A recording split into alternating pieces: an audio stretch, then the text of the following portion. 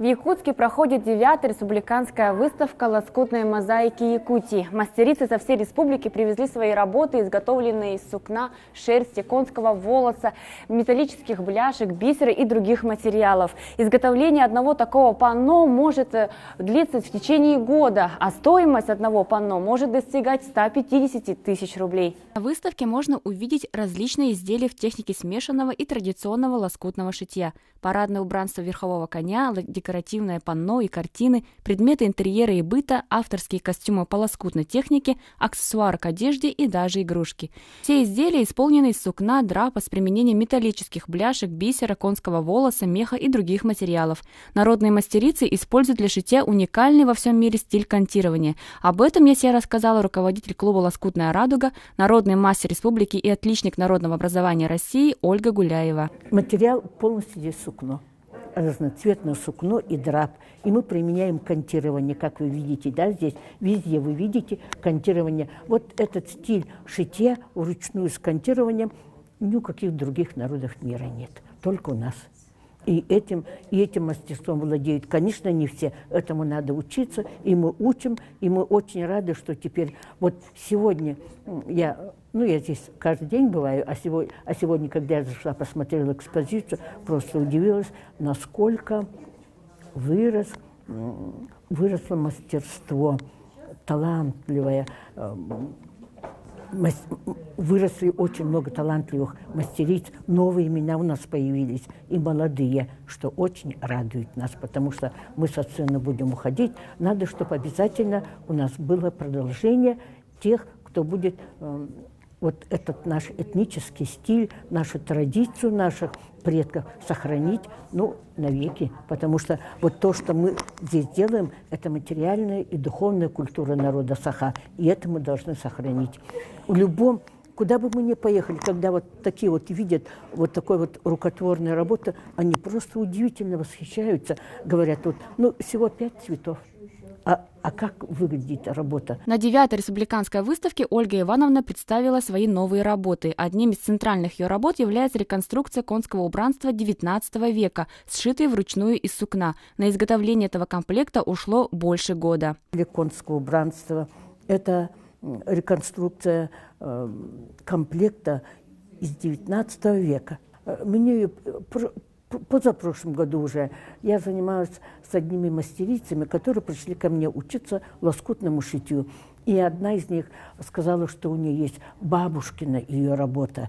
И эта работа, и она, когда принесла, я увидела и подумала, что это действительно это мое. И вот в течение года, не отрываясь почти ни на какие другие мероприятия, вот шила полный комплект. Очень красивый, и подарила я этому внуку, которому вот сегодня исполнилось 10 месяцев. Среди работ мастерицы есть также триптих, изготовленный с участием членов клуба «Лоскутная радуга» Евдокии Петровой, Людмилы Жирковой, Айталины Евграфовой и Анастасии Бубякиной под названием «Ортодойду Итчелере» – «Духи Срединного мира». Когда в 2013 году они привезли ее в Венгрию, то услышали много теплых слов о своем мастерстве. И когда они увидели вот эти работы, они сказали: вы настоящие дети тайги, от вас веет таежной свежестью, настолько вы, это же духи, это неосязаемое, это невидимое, это же не материальное что-то, а вот только вы, наверное, смогли воплотить вот вашего Байная, духа охоты, вот такого красивого, богато нарядного вот такого, или вот дух огня.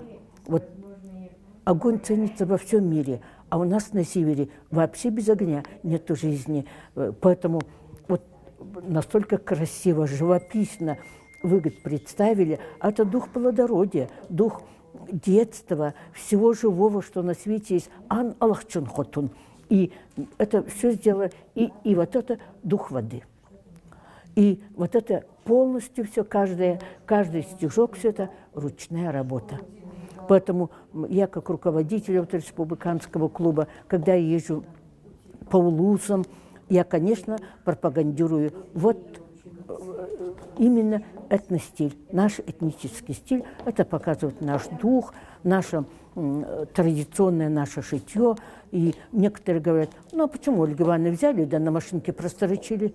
Нет, это будет уже ширпотреб. Наши предки, все женщины, все детей, всех, всю семью обшивали, все вручную. Поэтому я думаю, что это этнический стиль, это как бы лицо, это как бы то, что мы можем показать любому миру, любой республике и везде показать именно свое народное, традиционное творчество. По итогам выставки «Лоскутная мозаика Якутии-2015» будут учреждены специальные дипломы 1, 2 и 3 степени, а также специальные дипломы в отдельных номинациях. Панно, гобелены, костюмы, огромные картины на всю стену высотой в несколько метров – все это рукотворные работы, восхищающие взор. Невольно задаешься вопросом, как можно настолько усердно сидеть часами и делать такую мелкую работу, ведь на одном сантиметре сукна мастерицы делают 5 стежков, а в одном панно таких стежков может быть больше 500. Требует очень много времени, терпения и именно еще любви к своей работе. Вот только любовь, вот только терпение. И то, что вот ты делаешь, то, что тебе нравится, это по душе, вот это дает тебе стимул делать вот такие вот вещи рукотворные, неповторимые, уникальные. Вот, например, вот такой вы нигде не увидите. Вот такие работы вы их нигде не увидите.